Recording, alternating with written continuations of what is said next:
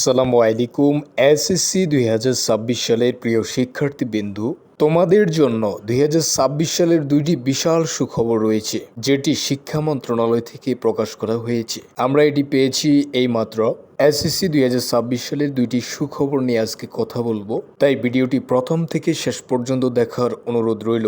তুমি যদি আমাদের চ্যানেলে নতুন হয়ে থাকো, চ্যানেলটি অবশ্যই সাবস্ক্রাইব করে ফেলো, যাতে করে পরবর্তী আপডেট আসার সাথে সাথে নোটিফিকেশন পেয়ে যাও। এই ধরনের ইনফরমেটিভ ভিডিও পেতে আমাদেরকে উৎসাহিত করো। ভিডিওটিতে একটি লাইক এবং একটি ভালো কমেন্ট করে দাও, যাতে করে পরবর্তী ভিডিও তৈরি করার অনুপ্রেরণা তৈরি হয়। সো চলো বেশি কথা না বলে আজকের ভিডিওটি শুরু করা যাক। দেখো প্রিয় শিক্ষার্থীবৃন্দু, এসএসসি ২০২৬ সালের প্রথম যে সুখবরটি সেটি হচ্ছে তোমাদের যে সিলেবাস দেওয়া হয়েছে সেই সিলেবাসের আঙ্গিকে তোমাদের পরীক্ষা অনুষ্ঠিত হবে।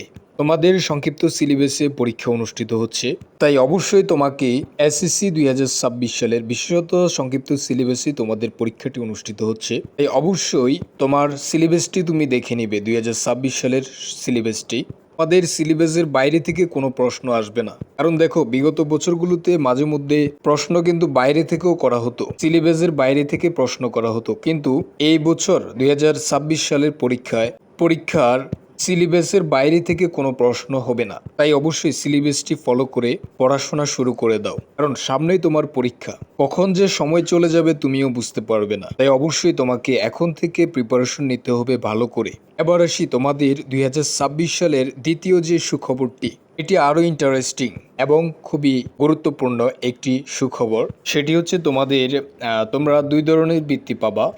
খুব ভালোভাবে খেয়াল করবা। যাদের হচ্ছে 4.80 উপরে পাও, তাদের হচ্ছে জিপিএ কারণে তোমাদেরকে বৃত্তি দেওয়া হবে। অর্থাৎ তোমরা বোর্ড থেকে যে বৃত্তি পাবা সেটা হচ্ছে জিপিএ 5 থাকলে তোমরা বৃত্তিটি পাবে। এবং দ্বিতীয় যেই বৃত্তিটি সেটি হচ্ছে তোমরা ডাচ বাংলা থেকে বৃত্তিটি পাবে। সো এই ধরনের ইন্টারেস্টিং ভিডিও পেতে চ্যানেলটি অবশ্যই সাবস্ক্রাইব করে ফেলো। সবাইকে অসংখ্য ধন্যবাদ। আল্লাহ হাফেজ।